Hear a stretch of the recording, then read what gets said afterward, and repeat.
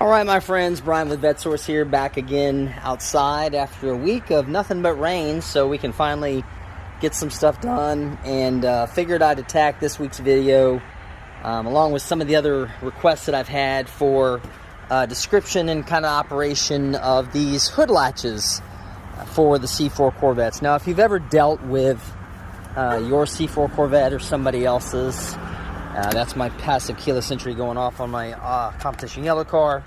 If you haven't seen that before, that system's kind of cool.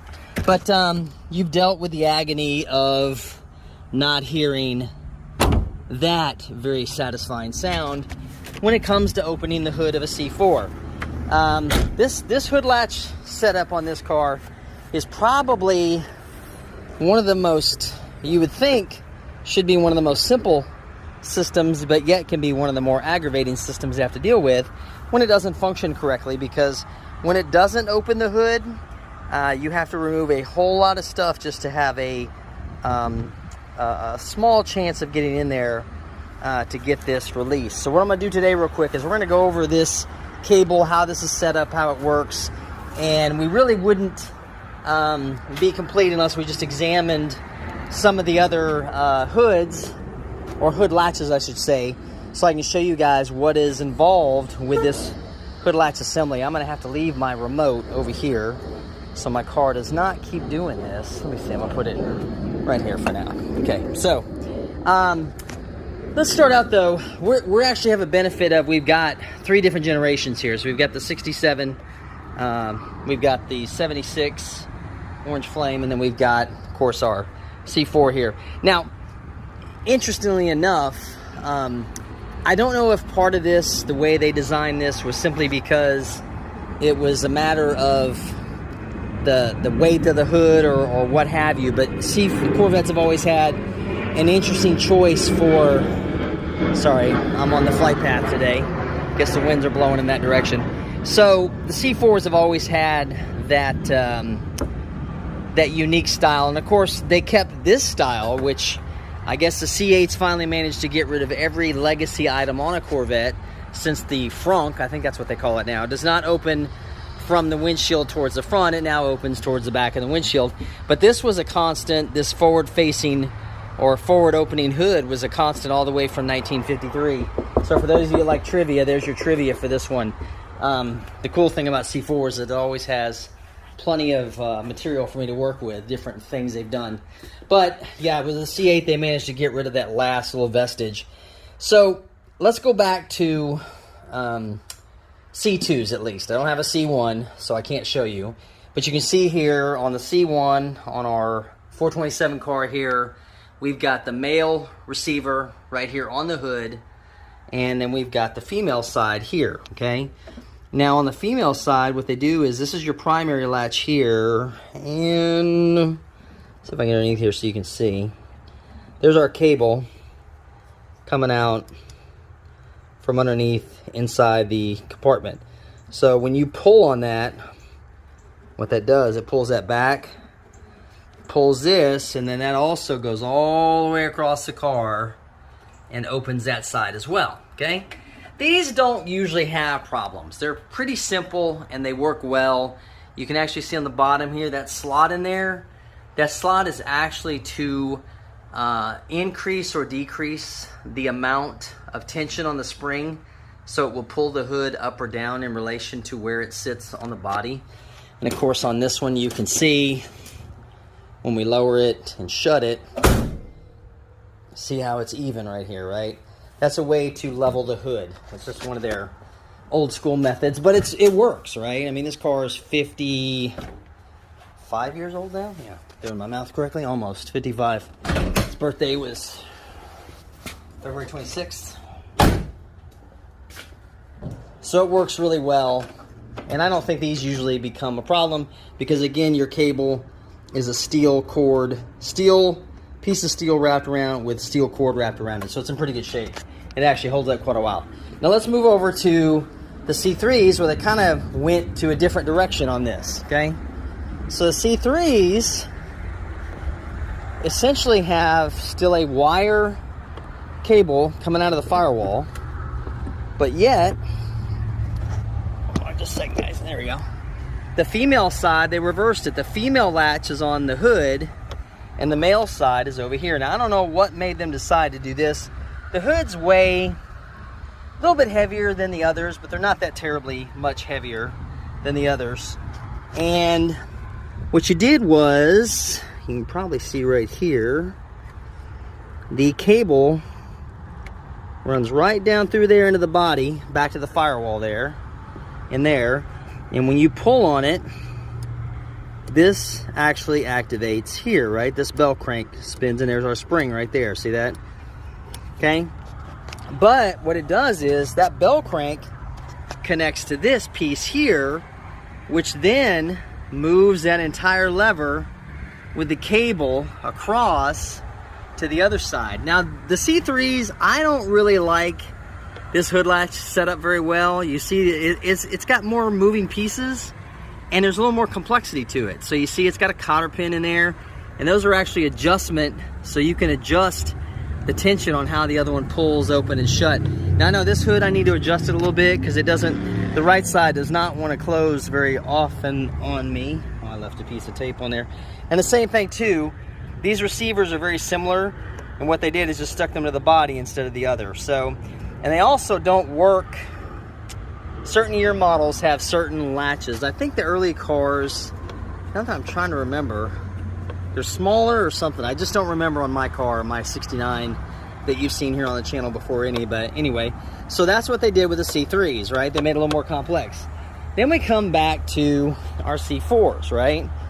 And we ended up trying to decide. I think I'm gonna show you on this car. So this one here is actually worthy of showing at least what the cable or the handle looks like, because they made it really confusing. From the perspective of, if it breaks and you can't get to it, you can't get it open, this is a booger to get in here. So this handle is the bane of a lot of people's existence when it breaks. So what's weird is there's one little graphic here in the corner that I showed on my thumbnail there, you can see, which is funny, they never bothered to change the graphic. It's still an early C4, 84 through 90.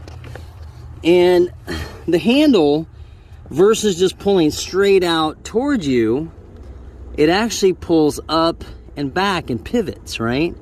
Which is odd, but when I do this, you can see there are those two cables right there.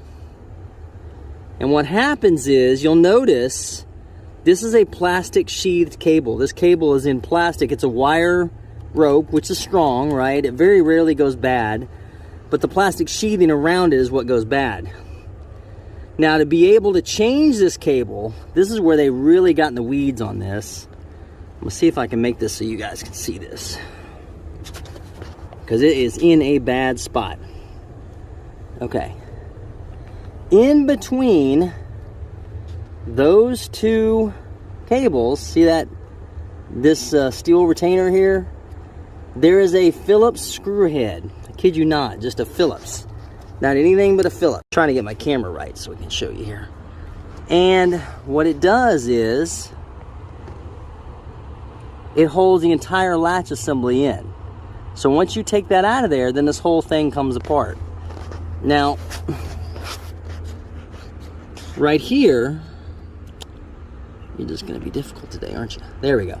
You can see where those cables run into that assembly, and they're basically kind of a half bell crank wound around that to get in there. So you can actually pull on this part here, and those will come out of their little housing right there, so you can get to them. But there's one screw right there where my light's shining, where those steel pieces are, a Phillips head. You take that out, and this whole assembly will slot out of here. There's slots in here that hold it in place.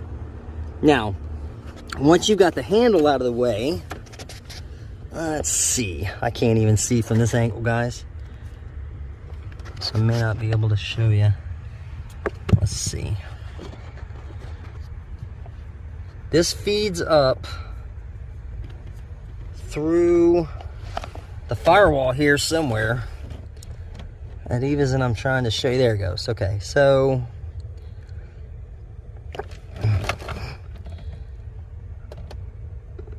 cable. I'm gonna see if I can put my hands on it back there. cable feeds through the firewall all the way back there. There it is. So it is no fun to get to. So those two cables, the plastic sheathed cables, go through the firewall right here, and they come out right there. This spot right here, okay? So one side goes immediately over to the other side of the car, to this side, and the other side turns on itself and comes right back here. Now here's the crazy thing about this. This is simply just held in place with that slot right there. See that? And then it connects and ties into the latch, and we'll go back to the female side is on the body instead of the hood, and that just pulls and opens it up. So what happens is the plastic sheath breaks over time and exposes the steel cable to moisture, and they corrode and they break and they get loose. So that's usually what happens. And of course over here you'll see this is back to where we have our male receiver on the hood, and you can see these actually have adjustments, so you can take these loose, take this loose, and this will actually move around just a little bit for you. I'll probably be showing you on another car when I put the hood back on it. And of course there's your slotted portion there, so you can get that in. So overall, kind of a perplexing design, to be honest with you. I know they did what they thought they needed to do, but you know, hood latches are one of those weird things that you'd think I'm sure they put a lot of effort into trying to get them working correctly, and sometimes it works right. Now here's what's interesting. 94 through 96s, I may have mentioned this in my trivia video before, but they're designed, right? The spring rate, the spring itself is actually bigger on the 94, I think it's 94 through 96s. I think that's when they started it. So when you're going to close the hood, they actually tell you, and I think it's in the owner's manual, you're supposed to drop the hood from the level of the roof. So watch this. If I do this, let me show you this. If I do this, it won't shut. Did you see that? But if I go up here, right? There you go. That's how it's supposed to shut. And they actually tell you to do it that way. You're not supposed to go around and press down on it to shut it. It's supposed to shut from the angle where you take it from the roof level and get it to make it close. So just an interesting little oddball thing about them. But that's pretty much going to wrap things up today, I think. It's, again, hot. We're in October, but it's still hot. And it's pretty much all I really need to do to describe this hood latch operation. The worst thing about it, if you're going to take one out, is getting that cable out of there. It's really tough. But once you get the cable out, then you're kind of smooth sailing, and then it's just a matter of making your right adjustments. So we're going to wrap things up today. I'll be back next week with some more work here on the Formula 350. We're getting much closer to getting them back together again, and a couple other cars we've been playing with. So and just for fun, I'll show you guys. Well, I don't have my keys. Picked up something interesting. I'll show you guys next week. So we'll check in then. I hope everybody has a good week, and we'll see you then. Thanks.